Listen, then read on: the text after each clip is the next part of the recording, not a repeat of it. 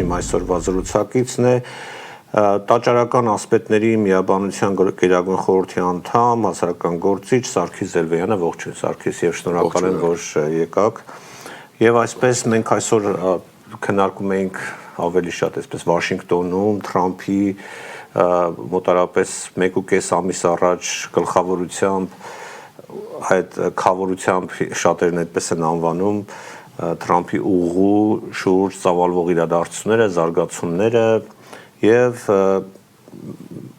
Նիկոլ Փաշինյանը եւ իր իշխանությունը շարունակում են ասել Թրամփի ուղի, Թրամփն ասում է Թրամփի ուղի, Ադրբեջանը եւ Թուրքիան շարունակում են օգտագործել Զանգեզուրի միջանցք։ Հիմա ինչի այդ գործ ունենք ըստ քեզ այս 1.5 ամսվա ձեր վերլուծությունը ինչի է հանգեցրել։ Տեսեք, իրեք շուրջ 40 տարի ես ապրում եմ Ամերիկայում, մեծացել եմ Ամերիկայում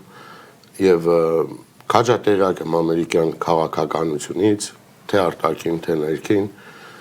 եւ մի անգամից ասեմ, որ Թրամփին, եթե քարտեզը տնենք դիմաց ասենք, խնդրեմ ցույց տվեք Հայաստանը քարտեզի վրա, միակ ձևն է, որ ձեր կյանքը կարող եք փրկեք, չի կարող այդ մարդը գտնի Հայաստանի տեղը քարտեզի վրա։ Մարդը նույնիսկ Հայաստանի անունը կարծեմ 4 անգամ հնարավորություն ունեցավ օգոստոսի 8-ից հետո 4 տարբեր առիթներով Հայաստանի այդ Թրամփի ուղի պայմանագրի հետ խոսալու, մարդը նույնիսկ Հայաստանի անունը չի կարողանում արտաբերի։ Արմենիա, Ալբանիա, ամբողջ աշխարհի այով երկրների անունները խառնած ռիմիքս արած դա իրեն հետաքրքիր չէ, թե ուղղակի մանրամասներին տեղյակ չէ։ Եթե հետաքրքիր լիներ, վստահեցնում եմ ձեզ մանրամասներին տեղյակ կլիներ։ Հենց մանրամասներին տեղյակ չլինելու փաստը գալիս է ապացուցելու, որ հետաքրքրություն չունի Ամերիկան այդ տարածաշրջանում այն չափով, ինչքանով որ մենք պատկերացնում ենք։ Դժբախտաբար մենք ասելով հայերս պատկերացնում ենք, թե ամբողջ աշխարհը գիշերը քնում է մտածելով Հայաստանի մասին, առավոտ արթնանում են իրանց սուրճի ընթացքում քննարկում են Հայաստանը։ Այդպես չի։ Հայաստանը մենակ մեզ է հետաքրքիր։ Եւ տարածաշրջանում շահեր ունեցող։ Հիմա Միացյալ Նահանգները շահեր չունի մեր տարածաշրջանում։ Միացյալ Նահանգները ինչքան էլ շահեր ունենա, Միացյալ Նահանգները համենայն դեպս լուրջ երկիր է, ծանրակշիռ քաղաքականություն վարող, իրանք հասկանում են, որ այդ տարածաշրջանը կոպիտ ասած պատկանում է Ռուսաստանին։ Եկեք չմոռանանք պատմական Ռուսաստանը, եթե չեմ սխալվում, 12-13 պատերազմ արել այդ տարածաշրջանում, ավելի շատ ռուս զինվոր կա այդտեղ զոհված պատերազմների արդյունքում, քան մեր հայ զինվորները։ Ռուսաստանի համար այդ տարածաշրջանը իրոք տարածաշրջան է, որտեղ ինքը շահեր ունի։ Ամերիկայի համար էսի երկրորդական ժամանակավոր մի բան է։ Եթե մարդիկ կարծում են նորից Թրամփը շատ մտահոգված էր, որի պատճառով տեղ ունեցավ Ալիև Փաշինյան Թրամփ հանդիպումը այդ խավորությամբ ստորագրվածը, դա չէր բնականաբար։ Իրեք ինչ, Սպիտակ տանը ոնց ասեմ, երկու տեսակի գործով, մեկը ձևական, ոնց որ շոուի համար, մյուսը իրական։ Ինչ որ մենք տեսանք Ալիև Թրամփ ու Փաշինյան հանդիպումը, ընդհանրապես ձևական բնույթ էր կրում։ Մի բան ասեմ, իմ տպավորությունը ասեմ, դուք ասեք թե համաձայնեք, թե ոչ կամ այլ կարծիք ունեք։ Իմ տպավորությունն այն էր, որ թուրքական նախաձեռնությամբ, այսպես ասենք, Բարակի միջոցով, Թրամփի ներկայացուցիչ Թոմ Բարակի միջոցով եւ նաեւ Ստիվեն Ուիթկովի, ուրեմն ներկայացվել է Թրամփին թուրք-ադրբեջանական մի այսպես խաբեություն, այսինքն ինչու հարցի մեջ խորանալով հարցրել են, ինչի մասին եք վիճում ադրբեջանցիներ եւ հայեր։ Ասում են, որ խնդիրը բոլոր հարցերը համաձայնեցված է, օրինակ Նիկոլ Փաշինյանը ասում է, բոլոր հարցերը համաձայնեցված են, միակ խնդիրը, որ մենք տեսնում ենք, դա Զանգեզուրի միջանցքն է, մենք չենք ուզում սա։ Իրենք էլ լուծում են առաջարկել, ասել են օրինակ թուրքերը կարող են դա անել, խորամանկություն, որպես խորաման քաղաքականություն, որ բերեք դնենք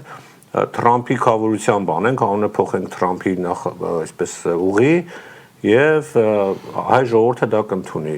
Եվ այդպես էլ արել են, այսինքն Թրամփը ըստ էության թուրք-ադրբեջանական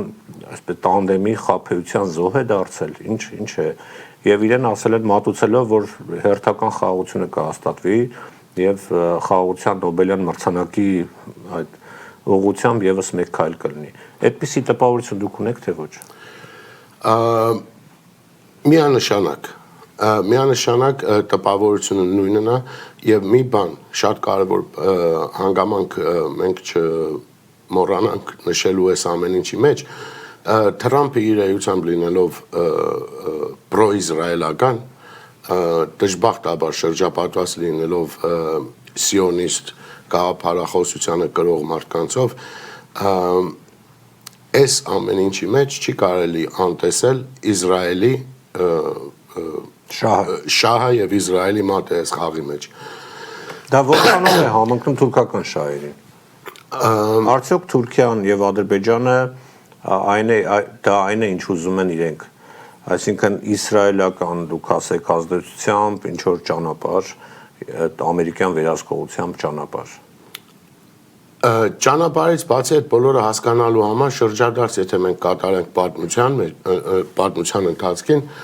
եւ շատ հեռու խոր պատմության մեջ չէ, ընդամենը 100 տարի առաջ եթե մենք ուսումնասիրենք, պրպտենք, զննենք, թե իրականության մեջ Թուրքի ձեռամբ կատարված ցեղասպանության հետևում ովքեր էին կանգնած, այսօրվա պատկերը նույնպես մեր համար շատ ավելի ինձ թվում է բարձ կլինի, երբ որ հարցը վերաբերում է Իսրայելին եւ իրենց շահերին տարածաշրջանում։ Պանթուրքիզմը եւ սիոնիստական գաղափարախոսությունը համատեղ են։ Շատ լավ, դա ուրեմն երկար պատմություն է, միգուցե այլ առիթով կխոսենք, հիմա ուզում եմ խոսել երկու սպանությունների մասին, ձեր կարծիքը իմանալ, մեկը տեղի ունեցավ այստեղ Միացյալ Նահանգներում Չարլի Քըրքի հետ եւ մյուսը տեղի ունեցավ Մերձավանում։ Սկսենք հենց Մերձավանից։ Սա ինչ էր քաղաքական հաշվի արդար էր, անձնական խնդիր էր, ի վերջո Հայաստանի իշխանությունը պատասխանատու է այս ամեն ինչի համար, անկախ նրանից թե վերջում ինչ կբացահայտեն դա անձնական վրեժխնդրություններ, թե ոչ ի վերջո եթե նույնիսկ այդպես էր, ամեն դեպքում իշխանությունը չի կանխել դա, լավ իմանալով որ կարող է տեղի ունենալ։ Ձեր տպավորությունը, ձեր կարծիքը։ Հարցին թե Հայաստանի իշխանությունը պատասխանատու ասեցիք այս ամեն ինչին, նայեք, յուրաքանչյուր իշխանություն կրում է պատասխանատվություն իր երկրի ներսում արտաքինը թողնեմ նկում երկրի ներսում կատարվող իրադարձությունների համար։ Հիմա ով լիներ երկրի ղեկավարը այս պարագայում իրանք պատասխանատվություն պետք է կրեին, որտեղ վերջի վերջո իրավապահմանների երկրի կառավարության կողմից նշանակված իրավապահ մարմինների վերջի վերջո գործառույթի մեջ է մտնում այս ամեն ինչը կանխելը։ Ես չեմ ապրում Հայաստանում չեմ ապրում, շատ անմիջական տեղյակ չեմ այդ ամեն ինչից, բայց ինձ հասած տեղեկություններով, այո, կային անձնական խնդիրներ առաջվանից, որոնք իմիջայլոց առաջացել էին նորից քաղաքական ինձ հասած տեղեկություններով քաղաքական հարցերի շուրջ եւ սպանությունները եղել են շարունակությունը, բայց իրավապահ մարմինները այսօր մենք տեսնում ենք դատարաններում կամ եւ այլն սրբազաններից մարդիկ մինչեւ հասարակ քաղաքացի բառ առ բառ ձայնագրում են, լսում են ամեն ինչը իրանց հսկողության տակ ինչպես կարող էին չհսկեին մանավանդ երբ որ ինձ հասած տեղեկությունով ամբողջ գյուղը, ամբողջ Փարաքյալը, ամբողջ Հայաստանը տեղյակ էր այդ նախնական սպանությունների, նախնական անախորժությունների մասին եւ հնարավորությունը վենդետայի կար։ Այսինքն կարող ենք ասել, որ իշխանությունը չի խանգարել։ Առնվազն, եթե չի նպաստե, առնվազն չի խանգարել, չի փորձել։ Որքանով դա կապ ունի գալիք ընտրությունների հետ։ Այսինքն արդյոք Նիկոլ Փաշինյանը իր իշխանությունը այսպես խարխլված է զգում եւ այսօրվանից արդեն շատ լուրջ քայլեր են արվում իշխանությունը, այսինքն կենաց մահու պայքար է իր համար։ Միանշանակ, մինչև հիմա մենք տեսել ենք Վանաձորի քաղաքապետի օրինակով, տարբեր օրինակներով, մինչև հիմա ընդդիմադիր գործիչները կամ ձերբակալվում էին, կամ տարատեսակ ճնշումների, բռնությունների էին ենթարկվում։ Հիմա արդեն խաղի կանոնները փոխվել են, որտեղ ասացի պես մահ ու կենաց արդեն տեղ է հասել Նիկոլը։ Եթե մինչև հասնի ընտրությունների 26 թվին եւ Նիկոլը չկարողանա, արդեն պարզ է ինչ կկատարվի։ Դրա համար ինքը ամեն ինչ տեսնում ենք սպանություններից սկսած, մինչև բանդարկություններից սկսած, մինչև սպանություններ պիտի անի, որտեվ չունի ուրիշ խաղակարգ։ Սարգիս, փորձը ցույց է տալիս, որ Հայաստանում եւ ընդհանրապես նմանատիպ փոքր երկրներում իշխանության հասնում եւ մնում են գերտերությունների աջակցությամբ, կոպիտ ասած դաբրոյով։ Ըստ ձեզ Նիկոլ Փաշինյանը այսօր կունենա Ռուսաստանի կամ Միացյալ Նահանգների աջակցությունը։ Եվ ոչ թե կամ, այլ եւ այս ամեն ինչից հետո, որտեվ մենք փորձը ցույց է տալիս, որ այդպես խափելով պատտվում է ամբողջ աշխարհը, բոլոր ղեկավարներին խափելով, օրինակ վերջերս էլ Թրամփին խափել էր, որ Հայաստանի ճանապարհներն ավելի լավն են, քան ասենք Միացյալ Նահանգների, դա իրականում մեծ սուտ է, դուք էլ գիտեք, որքան էլ ասֆալտ թափեն, միևնույն է Հայաստանը մոտարապես 250 տարի հետ է Միացյալ Նահանգներից ճանապարհների առումով։ Ամեն դեպքում, այսպես խափելով բոլորը հասկացել են ում հետ գործ ունեն։ Այսօր նրան աջակցելու են, թե ոչ, դաբրոն տալու են, թե ոչ։ Վլադիմիր Պուտինը եւ Դոնալդ Թրամփը կաջակցեն այնքանով, ինչքանով իրանց շահերը թույլ կտան։ Նիկոլ Փաշինյանի անձը ոչ մեկի համար ոչինչ չի ներկայացնում։ Նիկոլ Փաշինյանը ընդհանրապես առնվազն գործիք հանդիսացավ գլոբալիստների ձեռքում կործանելու Հայաստանը։ Գլոբալիստների անցելով նորից առաջ քաշելու պանթուրքիզմի եւ մեծն Իսրայելի ծրագրերը։ Նիկոլ Փաշինյանը իր արածներն են մարդկանց հետ ակրում։ Եթե մեզ թվում է, թե ամբողջ աշխարհին խափելով պատտվում է Նիկոլ Փաշինյանը, ոչ մեկին չի խափում։ Նիկոլ Փաշինյանը ընդամենը ինքը իրան ու Հայաստանի ժողովրդին է խափում։ Աշխարհի լիդերները, լինելով Թրամփը, Պուտինը, Մույսը, սրանք Նիկոլ Փաշինյանի մակարդակի մարդիկ չեն, որ սրա ստերին, սրա մանիպուլյացիաներին, իրանք ուղղակի նայում են քմծիծաղով։ Նիկոլը իրանց համար ոչ մի բան չի փոխում։ Իրանից ոչ մի բան չի ներկայացնում։ Ինքը ընդամենը ստոր ծախ ու արարած էր ու արարածա, իրան առան դրեցին այդ գործը անելու։ Հիմա ինքը չլինի, Պողոսը լինի, Պետրոսը լինի, իրանց համար նույնն է։ Բայց գալով այս որ ինչքան մոտենում են ընտրությունները, նույն բանը մենք տեսնում ենք Ամերիկայում։ Դժբախտաբար ես լինելով ամերիկահայ մի տեսակ տարօրինակ է իմ համար, որտեվ իմ հայրենիքը ու իմ ապրած երկիրը Ամերիկան եւ Հայաստանը այսօր քաղաքական սպանությունների ոնց որ մայրաքաղաքներն են դառնում։ Չարլի Քիրքը նշեցի։ Չարլի Քիրքից առաջ Ամերիկայում սենատոր եւ իր ամուսինը սպանվեցին իրանց տան մեջ։ Ուրիշ շատ փորձեր եւ այլն վստահ եմ լինում են, որոնք ծածկվում են, չենք իմանում։ Այսինքն ինչ որ կատարում է Հայաստանում, մենակ Հայաստանի շուրջ չի, այս ամբողջը գլոբալ պատերազմ է։ Ես կձևակերպեի global elite versus national elite։ Այսինքն գլոբալ ընտրազանգված ընտրախավը եւ ազգային էլիտաների միջև պայքարը։ Հիմա այսօր Թրամփը ներկայացնում գլոբալիզմի եւ ազգայնականության միջի պայքարը, որի մեջ դժբախտաբար, ինչպես միշտ, հիմա էլ ներքաշված է քրիստոնյա աշխարհը եւ իրանց կեղտոտ գործերը ոնց որ ուզում են գցեն, ուզում են իրանց կեղտոտ լվացքը անեն քրիստոնյա ժողովրդի ձեռքով։ Ինչ առումով նկատի ունեք Միացյալ Նահանգներում եւ Հայաստանում երկուսն էլ ամենտեղ աշխարհում ամենտեղ եթե ուշադրություն դարձնեք քրիստոնեությունը Թրամփն էլ վերջերս ասաց որ քրիստոնյա եկեղեցիները կրոն ընդհանրապես ամենահալածված կրոնն է այսօր քրիստոնեությունը ամբողջ աշխարհում եւ շարունակում է հալածված մնալ։ Այո, միանշանակ համաձայն եմ եւ գիտեք ինչն է տարօրինակ այսօր մարդկանց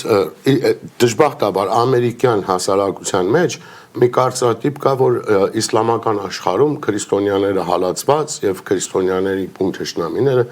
բայց երբ որ մենք իրականությանն ենք նայում մենք մեր անձնական հայկական օրինակով իսլամական երկրներում լինի դա Պարսկաստան որ այսօր ներկայացնում են իբր հրեշ շատ ավելի պաշտպանված է քան Իսրայելը լինի դա Սուրիա, Լիբանան, Իրաք բացառությամբ Թուրքիայի երևի բացառությամբ Թուրքիայի քրիստոնեական համայնքները ավելի պաշտպանված են ավելի պաշտպանված են քան որևէ այլ տեղ այսօր մենք ականատես ենք լինում Իսրայելում տարատեսակ բռնությունների քրիստոնյա ոչ միայն հայ տարբեր քրիստոնյա եկեղեցիների թքում են եկեղեցիների վրա թքում են հոգևորականների վրա տարբեր տեսակ անարգանքների են արժանացնում այսօր եթե դու որևէ իսլամական երկրում Պարսկաստանում եթե որևէ մի իսլամ հանգարց մի անհարգալից վերաբերմունք ցույց տա հանդեպ քրիստոնյա եկեղեցի կամ քրիստոնյա կրոնականի Պարսիկները իրանք այդ մարդուն չեն թողնի նույնիսկ տուն հասնի։ Նույնը Իրաքում, երբ որ Իրաքը նորմալ երկիր էր,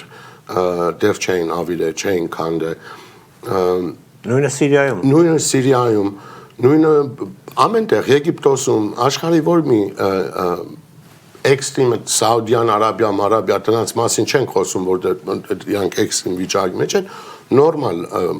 աշխարհիկ երկրներում իսլամական չունենք այդ խնդիրը մենք հարգանքի արժանացած են մեր հոգևորականները հարգվում են մենք 600 տարի մենք Պարսկաստանում ապրել ենք մեկը չի ասել աչքներից վերևը ում կա այսօր մեր ամենահին գեղեցիկ եկեղեցիները գտնվում են եկեղեցիների շարքում են Պարսկաստանում գտնվող եկեղեցիները նույնը իսլամական երկրներ Դուք ուզում եք ասել որ Իսրայելում ավելի քիչ պաշտպանված է քրիստոնեական համայնքը հատկապես հայ առաքելական եկեղեցին քան մահմեդական երկրներում Ոչ թե ավելի քիչ պաշտպանված է ընդհանրապես պաշտպանված չէ հələ առավել տարատեսակ ճնշումների բռնությունների նույն հարցը ինչ գործընկեր Տիգրանը տվեց մյուս բանախոսին ձեզ ուղղել ինչու մեզ չեն սիրում հрьяաները կամ Իսրայելի կառավարությունը Եկեք չխառնենք հрья ժողովրդին Իսրայելի վարչակազմի հետ Ինչու չեն սիրում երևի մի հատ ուրիշ մի բան որտեղ դի կարան գնանք մինչև հայկ ու բելի պատերազմը մենք կարող ենք եկեք հասնենք մինչև Նեթանյահու որը իդեպ ճանաչեց բանավոր հայոց ցեղասպանությունը ոչ մի բան չճանաչեց ընդամենը միմոսություն արեց Նեթանյահուն ոչ մի բան չճանաչեց Նեթանյահուի ճանաչումը նույնն էր ինչ որ Բայդենի ճանաչումը ընդամենը պարապ փուչ խոսքեր եւ տակը Բայդենը փակեց թեման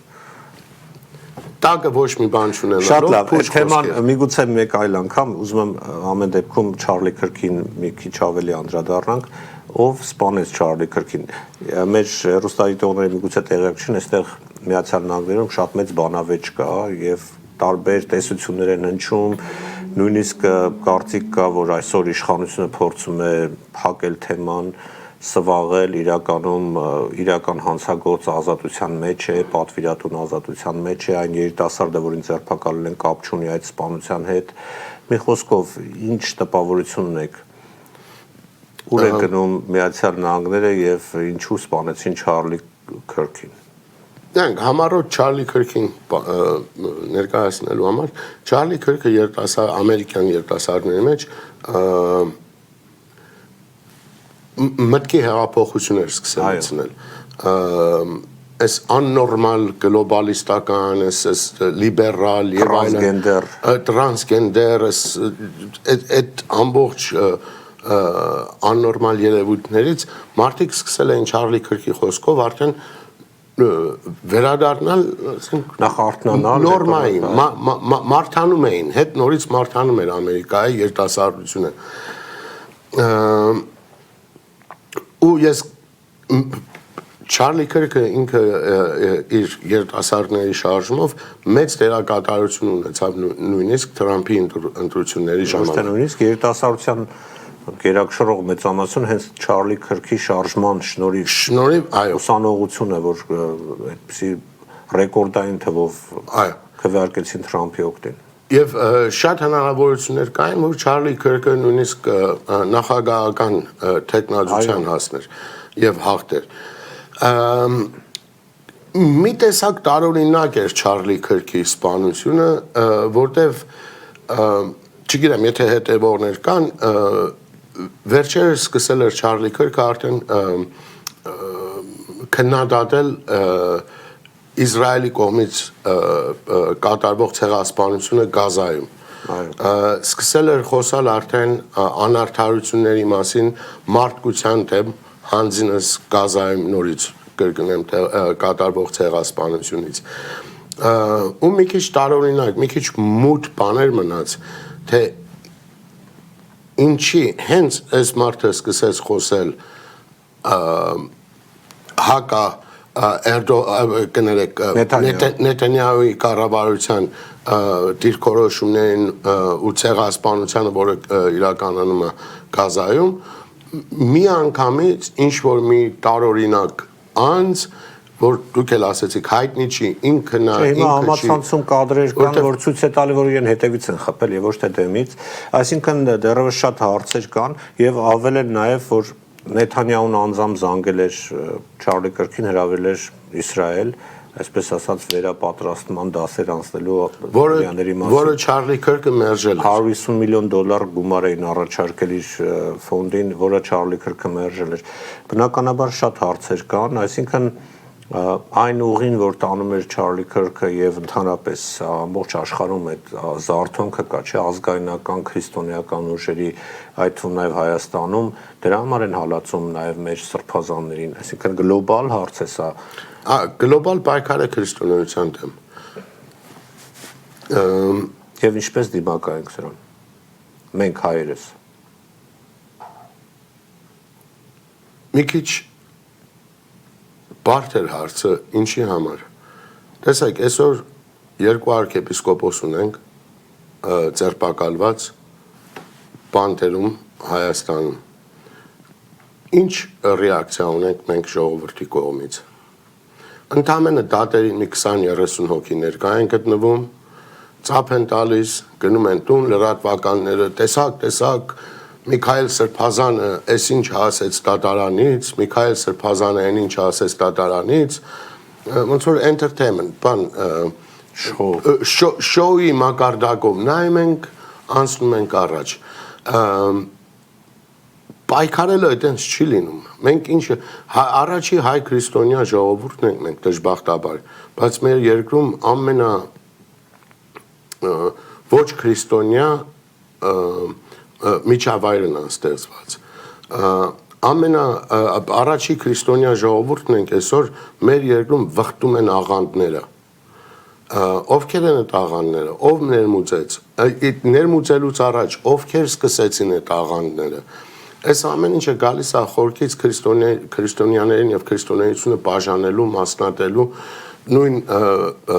գաղափարախոսության վրա բաժանիր, որ տիրես։ Մարտին Լութերից սկսած բողոքական շարժումը սկսան ծվարել, մասնատել եւ այսօր հասել ենք միտեղ, որ դժբախտաբար մոտավորապես 90 միլիոն ամերիկացի հավատաց քրիստոնյա ամերիկացիներ իրանք հավատացած են, որ Իսրայելը ընտրված Իսրայելի ժողովուրդը ընտրված ազգն են, Աստծո կողմից նվեր են աշխարհին ու ամբողջ աշխարհը պետք է ենթարկվի իրան։ Սրանք քրիստոնյաներ են, 90 մոտավորապես միլիոն քրիստոնյա հավատացած է դրան։ Իրանք դժբախտաբար ավելի շատ պաշտում են Իսրայելը, քան մեր Տեր Հիսուս Քրիստոսին։ Իրանց ամբողջ բանը կենտրոնացած է դրա վրա, որը իրականությունից շատ հեռու է։ Հայաստանում այդ իսրայելամետությունը չկա, կարծես թե կա, մենք չգիտենք։ Մենք Այդ չգիտենք։ Judeo-Christian, որ ասում են, Ես դրան եմ ուզում գալ։ Ուժերը որքանով են հզոր Հայաստանում։ Judeo-Christian այդ հայերեն թարգմանությունը Հրեա քրիստոնյա։ հրա քրիստոնեական դա մի հատ ցնդաբանություն է նորից ստեղծված Ամերիկայում, ամերիկացիների կողմից աշխարհի ոչ միտեղ չեք լսի այդ Judeo-Christian արտահայտությունը։ Նորից զիոնիստ քրիստոնյաների կողմից ստեղծված, ավելի ճիշտ, ավելի հրեաների կողմից ստեղծված բառակապակցություն, որ գցել են քրիստոնյաների մեջ, ու դրանով գժվացրել, խենթացրել են Ամերիկայի քրիստոնյաները։ Նիկոլ Փաշինյանի, այսպես ասած, արշավը հայ առաքելական եկեղեցու դեմ կապ ունի այդ ուժերի հետ։ Միանշանակ կապ ունի։ Այս բոլորը մի տեղից են գալիս։ Այս բոլորը ուղղորդվում են մի տեղից։ Նիկոլ Փաշինյանի տերերն ով են։ Ովքեր։ Բառուս բյուն իմաստով տերերը։ Ես չգիտեմ։ Դե ովքեր են, եթե մինչև հիմա հայտնի չի, կարող են կռահել ովքեր են։ Օրինակ այսօր 3, այսինքն Ամերիկա Ստիվեն Վիտկովը ասաց, որ Հայաստանի հարցով նա խորհրդակցում է թուրքական հատուկ ծառայությունների ղեկավարի հետ։ Իհարկե, Կարող ենք ենթադրել, որ թուրքական հատուկ ծառայություններն են։ ուրիշ ձև չկա, ուրիշ ենթադրություն չկա։ Մենք սկզբից էլ ասել ենք, ամերես շատ մարդիկ էս ամերիկյան շղարշով, որ Ամերիկան Հայաստանը մտնում արդեն Թրամփի ուղին կամ եւ այլն, կամ սրանից առաջ շատ անգամներ ես ասել եմ, արդյոք ոչ մեկին չի հետաքրքրել, թե մի փոքրիկ Հայաստանում ինչ գործ ունի աշխարհի ամենամեծ ամերիկյան դեսպանատունը։ Կարևոր Եվ ինչ անում է դեսպանատունը այդտեղ։ Այդ ամբողջ օրը վիզա չեն աշխարհի ամենամեծը Իրաքում է, իհարկե։ Դա որտեղ ունի Հայաստանում է։ Եթե ռազմական զինանոցը հանես, Հայաստանին նամնում։ Ամենամեծն է, որտեղ զինանոց ունի գծված։ Իսկ Հայաստանը միանշանակ, եթե մենք պատկերացնում ենք, որ Ամերիկան պիտի գնա Հայաստան եւ այլն, չկա նման բան։ Ամերիկան տարիներ շարունակ, տասնամյակներ շարունակ սնե մեծացրել է Թուրքիան։ Տարածաշրջանում NATO, որ ասում են, չի կարող սպառնալիք լինել Ամերիկայի Միացյալ մի օր, եթե շատ հզորանա։ Չի կարող։ Թուրքիան Ամերիկային չի կարող սպառնալիք լինել։